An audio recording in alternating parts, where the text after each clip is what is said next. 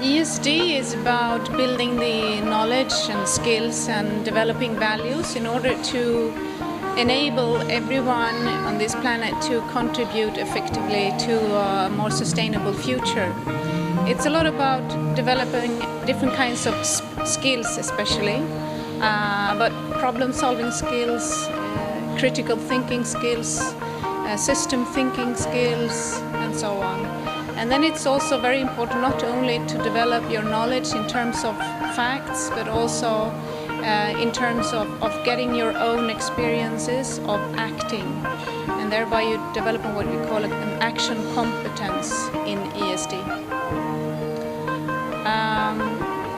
One important approach in developing ESD, especially when it comes to the formal education sector, is to develop a whole school approach or a whole institution approach.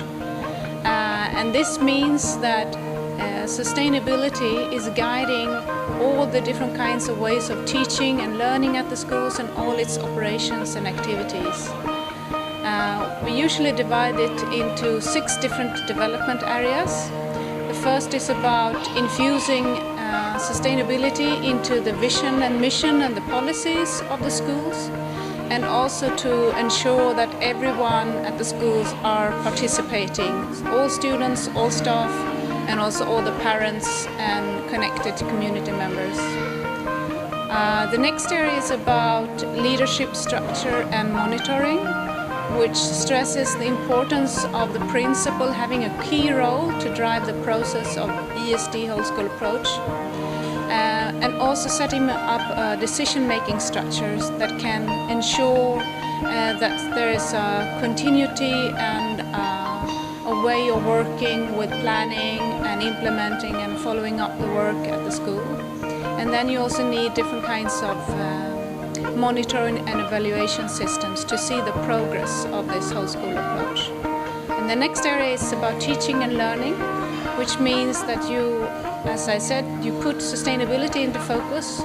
You spend a lot of time helping students to understand the linkages between social, economical, and ecological sustainability.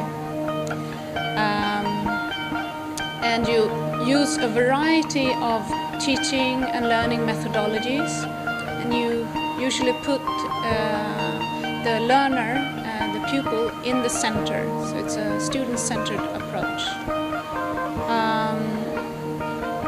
Then we have, which is of course the key area with teaching and learning.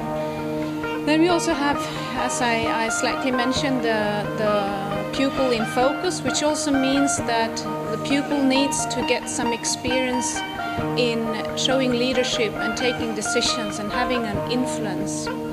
So that usually means that the schools are enabling different kinds of methods for students to take part in decision making of the school, so that they can have that kind of practice, so that they know how to influence decisions and be an active citizens when they leave school. The next area is about cooperation with communities, which is really important. And that is when schools are setting up different kinds of partnerships with the community. And where the community is seen as a resource for the school, but the school is also seen as a resource for the community in learning for sustainability. And then we also have the school estate, which is also a key area, so that the school doesn't only teach about sustainability, but also is practicing practically. The management of the school is guided by sustainability, and the school grounds and the learning surroundings are used as a learning resource at the school. Well, they had developed a lot since we visited them last time in 2009. The school had become even greener. They had enlarged the kitchen garden a lot. Very nice learning environments. But most impressive was all the work they had conducted to develop the content and methods for teaching, how they had connected the schoolwork to the needs of the local community. They had chosen key issues for development in their local area. They had identified flooding as one such key issue. They had identified the need for organic farming, the need to look into palm oil, important issues debated in the region, and develop plans how to integrate these issues into teaching in not one subject, many subjects, because there are very many different aspects in these issues. There are certainly ecological aspects, but there are also economical and very much social aspects. And to handle all these various aspects, you need to integrate these issues into all subjects, or at least to several subjects in the school. We experienced that they had developed their methods of working a lot. They told us how they were arranging for situations where students discuss with each other to develop their knowledge, to engage them actively in the learning process. They were seeking information not only from the teacher but also from various books, literature, by making excursions and visits out in the local community, out into nature. Various kinds of interactive methods where they told us that earlier they were preaching. It was a one-way communication coming from the teacher to the student. Now they have become very much more interactive.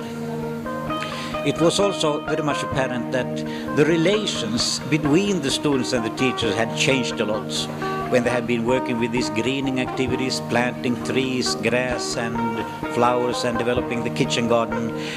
They started to communicate with each other. They learned about each other.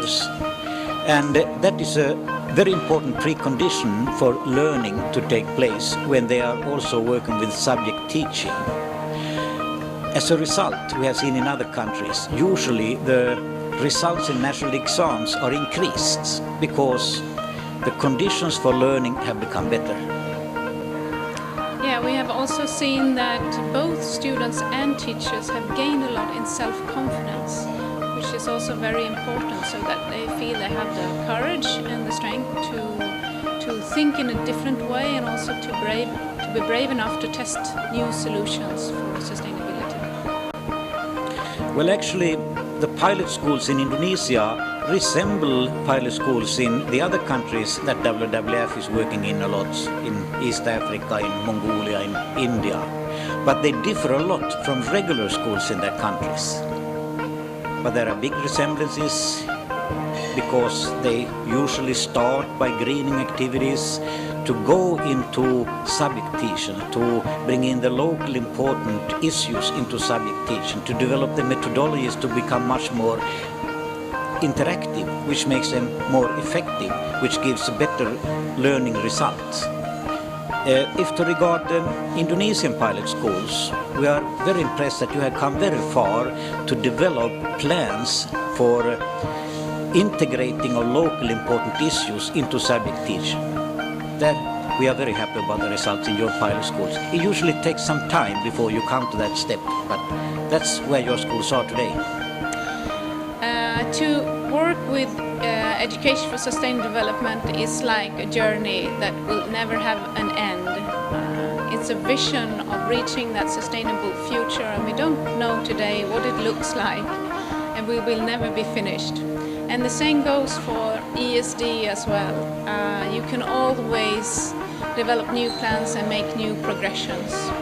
And we see a lot of fantastic developments in the Indonesian schools, but there is also some steps on this journey, and we are really looking forward to the continued process. What we have seen is the bringing in of the locally relevant themes, which is really important. We hope for a lot of progress within that area, and that Indonesian schools can share their best practices with other countries in that respect. We are also planning to support the schools in developing into learner centers for the community, and that I think is a very important next steps to develop further more of the collaboration with the local communities, so that the schools can be a valuable resource for the sustained development locally. Well, these schools are really on the track, but change takes time. and they need time to continue the process of developing their teaching content and methodologies, to make local experiences, to adapt their plans, but also, most important, to network with each other, to inspire each other, and to reach out to other schools in their sub-districts, in their districts, in the country. Saat ini kami bekerja di 8 kabupaten untuk Provinsi Kalteng, Kalbar, dan Kaltim, di mana selain training kami berikan kepada pendidik, kami juga memberi pendampingan sekolah. Pendampingan yang kami lakukan dengan metodologi pendekatan sekolah secara menyeluruh, di mana pendidikan untuk pembangunan berkelanjutan kami tekankan untuk pendampingan sekolah ini. Saat ini ada 21 sekolah dampingan kami di 3 provinsi. Selama 3 tahun belakangan ini memang perkembangannya